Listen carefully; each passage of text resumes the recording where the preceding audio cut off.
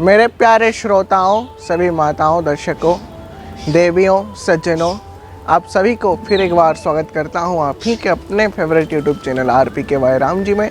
मैं आपका प्यारा चहिता साथी प्रियांशु खमारी फिर एक बार। आज हम कुछ वही पुराने प्रसंग के साथ आपके सामने उपस्थित हुए हैं। वो क्या है? वो है कर्म, क्योंकि जीवन में इसकी आवश्यकता सबसे अधिक है। जीवन में जो हमें अच्छा लगता है, जिस गाना हमें अच्छी लगती है, हम उसको बार बार सुनते हैं। जिस मूवी हमें अच्छा लगता है, हम उसको बार बार देखते हैं। इसीलिए जीवन में सबसे अधिक आवश्यकता कर्म की है। इसीलिए हम कर्म के विषय में अधिक से अधिक वीडियो आपके सामने ला रहे हैं। इसीलिए आप इसको ज़रूर देखिए अंत तक और अपना प्यार दीजिए।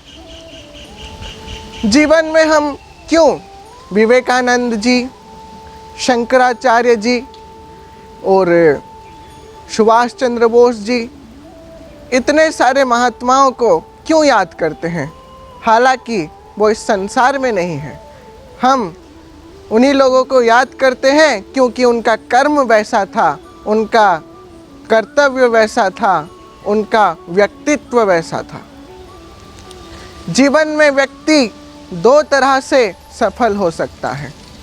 एक, वो पढ़ने लायक कुछ लिख डालता है।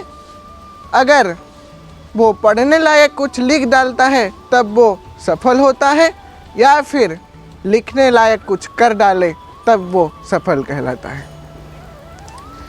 कुछ लिखने के लिए कुछ विशेष प्रतिभा की आवश्यकता होती है, लेकिन लिखने लायक कुछ कर डालने के लिए केवल अपने मन में दृढ़ संकल्प और एक लक्ष्य पर अग्रसर होने की आवश्यकता होती है माय डियर फ्रेंड्स। और सटीक कर्म करने की, अच्छी कर्म करने की आवश्यकता होती है।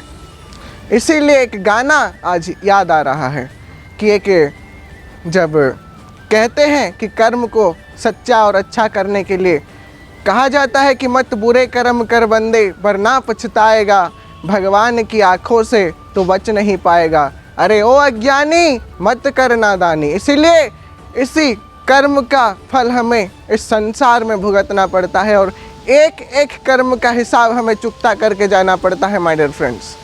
एक व्यक्ति मछली पकड़ रहा था। पकड़ते पकड़ते कुछ ताजी मछली पकड़ा तो एक व्यक्ति आया और उससे वो ज़बरदस्ती छुड़ा कर ले गया। जब वो ले गया तो मछली थोड़ी थोड़ी जिंदा थी, फड़फड़ा रही थी और उसके हाथ में काट दिया, उसके उंगली में काट दिया और वापस उसके पानी में, वो तालाब में चली गई। तो वो व्यक्ति डॉक्टर के पास गया और उसका जो जख्म हुआ था, जो घाव हुआ था, डॉक्टर को दिखाया। तो डॉक्टर ने उस पर पट्टी कर दी, बैंडेज कर दिया और बोले 3 दिन बाद फिर आना, मैं तुम्हारा इलाज करूँगा। तो वो गया, ज़ख्म वैसे का वैसा। तो डॉक्टर ने बोला अब इस उंगली को हमें काटना पड़ेगा, अदरवाइज़ ये रिश्त तक जाएगा। तो मरता क्या ना करता, वो व्यक्ति उंगली को काट दिया, मतलब डॉक्टर उसके उंगली को काट दिए। फिर बोले डॉक्टर, फिर बैंडेज करके बोले 4 दिन बाद फिर आना। फिर वो व्यक्ति गया, घाव वैसे का वैसा। अब डॉक्टर बोले रिस्ट तक काटना पड़ेगा, अदरवाइज़ ये एल्बो तक जाएगा। तो मरता क्या न करता, फिर भी वैसा उसका रिस्ट तक काटा गया। फिर बोले डॉक्टर 4 दिन बाद फिर आना। तो वो फिर गया। तो डॉक्टर बोले घाव और भी गहरा है, अब तुम्हें इसको ये एल्बो तक काटना पड़ेगा, अदरवाइज़ पूरे के पूरे हाथ तुम्हारे कट जाएंगे। फिर एल्बो काटा गया।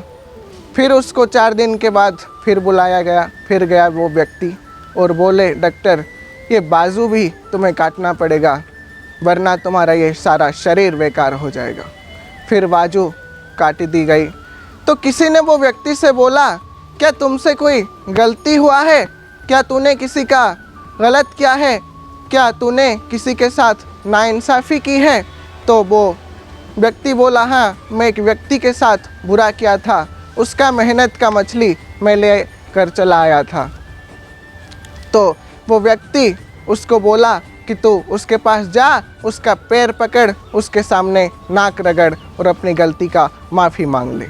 तो वो व्यक्ति गया, उसका पैर पकड़ा और पूछा उससे, क्या तुझे कुछ तंत्र मंत्र आती है, क्या तूने मुझे बद्दुआ दी है? तो वो व्यक्ति बोला कि मैंने तुझे कुछ नहीं कहा, मैंने ऊपर देखकर बोला, हे ऊपर वाले, इसने मुझे अपनी शक्ति दिखाई थी, तू इसको अपनी शक्ति दिखा दे। तो भगवान कभी भी किसी के साथ नाइंसाफ नहीं करते, वो हर व्यक्ति को उसके कर्म के हिसाब से फल देते हैं। इसीलिए कभी भी गलत कर्म मत कीजिएगा माय डियर फ्रेंड्स। फिर आऊँगा कुछ नया प्रसंग के साथ, तब तक के लिए लाइक, शेयर और सब्सक्राइब करना ना भूलिए। आपके favourite YouTube channel RPKY Ram ji को कीप स्माइलिंग और देखते रहिए आप ही के अपने favourite YouTube channel RPKY Ram ji को।